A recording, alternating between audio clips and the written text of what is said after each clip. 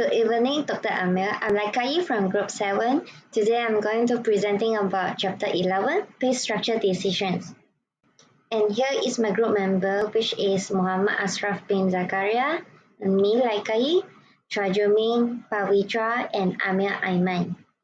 Introducing a pay structure involves establishing a framework for how employees are compensated within an organization. It's a strategy decision that requires carefully consideration of various factors such as market trends, budget constraints, organizational goals, and fairness. And a well-designed pay structure is not only ensures that employees are fairly compensated for their contributions, but also support talent retention, motivation, and overall organizational success. When introducing pay structure decisions, it's crucial to communicate transparently with employees about the rationale behind the change and how it aligns with the organization's objective. This helps foster trust and understanding about the workforce. And additionally, involving key stakeholders such as HR professionals, finance team, and department heads in the decision-making process can lead to a more comprehensive and effective pay structure. So here I have 3 points for employers view, which is pay is critical in attaining strategic goals, and second one is pay impacts employee attitudes and behavior, and the third one is employee compensation is significant organizational cost. And for employees view, there has 2 points, which is policies regarding wages, salaries, and other earnings affect their overall income and standard of living. And second one is both level of pay and fairness compared with others pays are important. So here we have 7 key points for pay structure decisions. And for the first one is internal equity, which is ensuring fairness and consistency in pay levels across similar roles within the organizational, and considering factors like experience and performance. And for the second one is pay grades or bands, which is grouping similar jobs together based on their value to the organization and assigning corresponding salary ranges or bands. And for the third one is performance-based pay. It's like incorporating performance evaluations and merit-based increases to reward employees for their contribution and motivate high performance. And then for the fourth, legal compliance is like adhering to relevant labor laws, regulations, and industry standards to avoid potential legal issues and ensure compliance with fair labor practices. And for the fifth, benefits and perks is considering non-monetary incentive such as healthcare benefits, retirement plans, flexible work arrangement, and professional development opportunities as part of the total compensation package.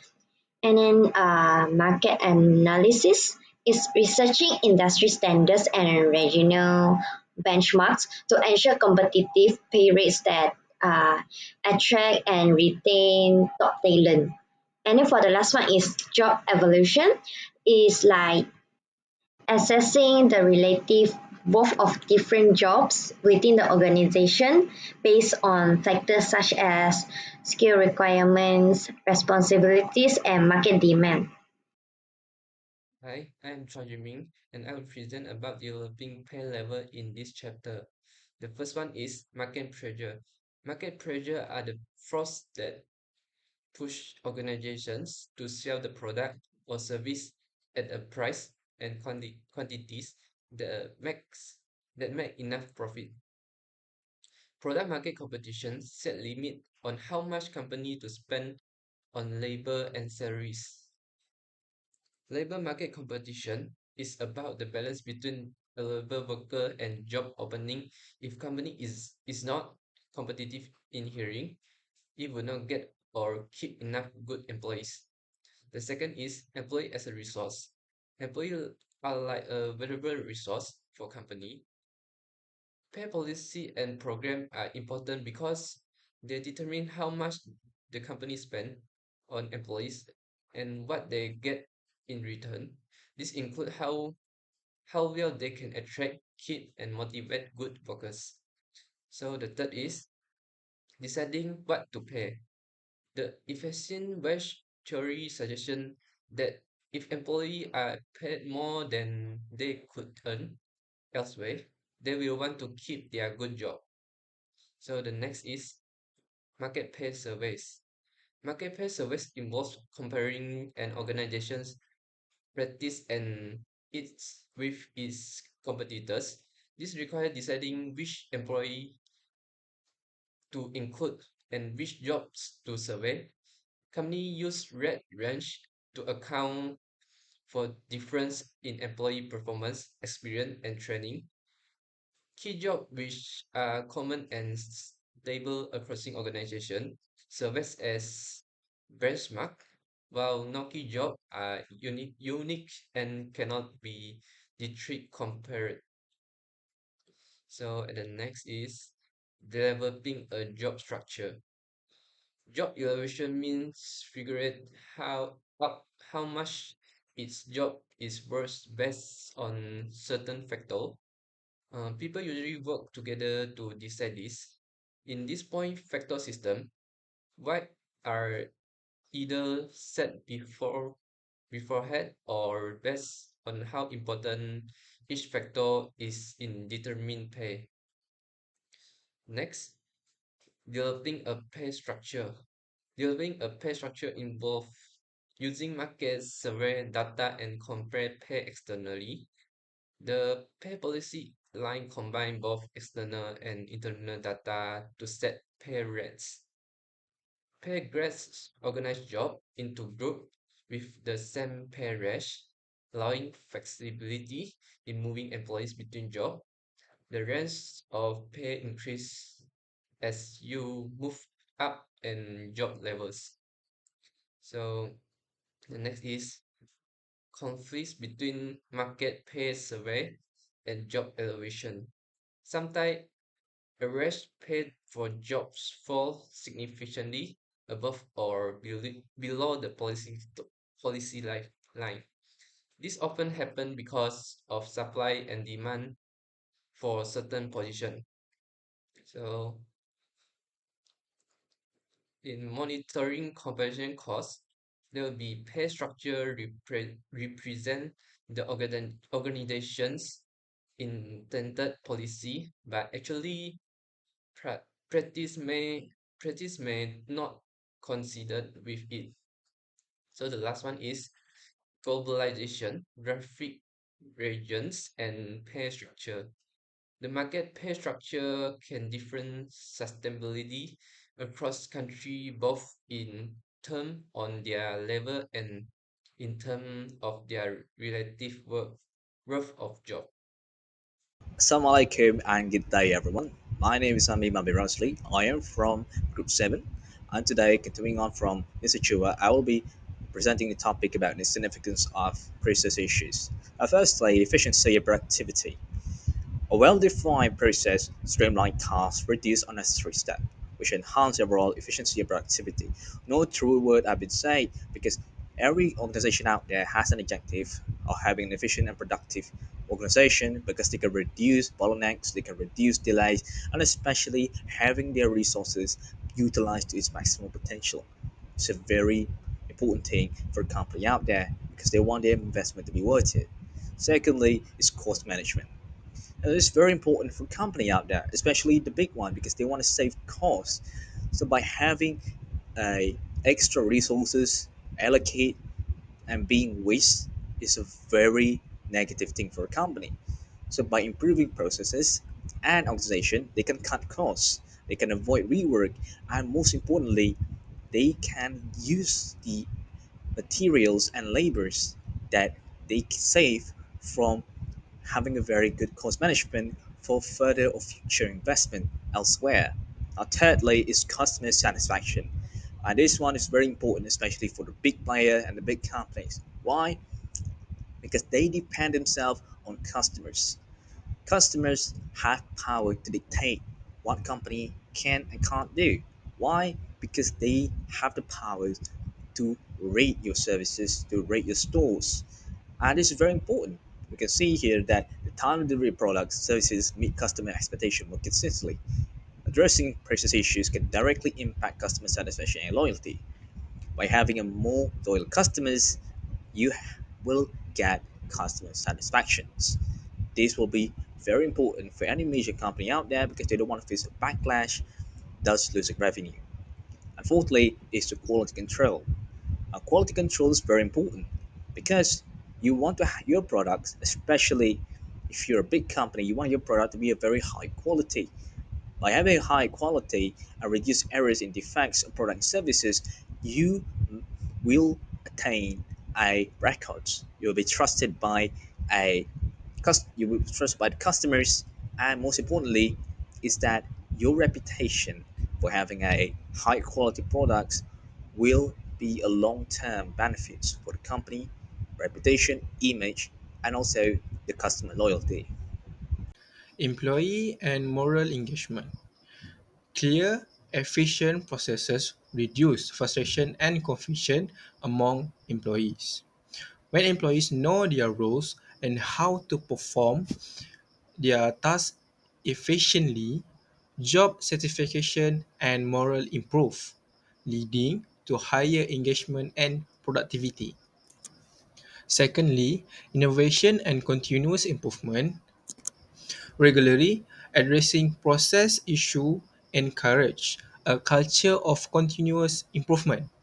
It allowed organization to innovate by refining existing processes and implementing new ones, fostering adaptability and long-term success. And finally, compliance and risk management. Many industries have stringent regulatory requirements. Proper process ensure compliance with this regulation and reduce of the risk of legal penalties. Identifying process issues is crucial for mitigating operational risks. My name is Pavitra. So today I would like to talk about United States stand on pay issues from an international perspective. Move on to the first point. So first point we can see that wage levels, the US has some of the highest average wages in the world, especially in high skilled sectors such as technology, finance, and healthcare. This reflects the country's strong economy and productivity levels. Second point, wage inequality. The US experienced considerable wage inequality. According to the CEO, the US has one of the biggest level of income inequality among developed countries. So from this point we can see that US have a high level income or high level job paying compared to other countries. Okay, third point, minimum wage policies. The federal minimum wage in the US is $7.25 per hour, which is not increased since 2009. This rate is relatively low compared to other developed countries with similar economic standards. So this point is referred to that US is paying $7.5 per hour compared to other country that not increased from not increased since 2009. So move on to the last point, which is gender pay gap. So the gender pay gap is referred to men and women. which is a woman earning approximately 82 cents from every dollar earned by men. According to the data from the US, we can see how many cents the woman get paid. So next we can see that Scandinavian countries such as Iceland, Sweden have implemented more robust policies to reduce the gender pay gap, including parental leave and subsidized childcare. So that's all from me. Thank you. One regulation on employee compensation includes law like Title VII of the Civil Rights Act, which prevent pay difference based on sex or race unless there is a valid business reason. Executive Order 11246 also prohibits systematic compensation discrimination. The Lightly Led Better Pay Act of 2009 addresses wage discrimination. Minimum wage and overtime law, established by a Fair Labor Standards Act of 1938, set standards like minimum wage and overtime pay after 40 hours. This regulation apply even in the sharing economy.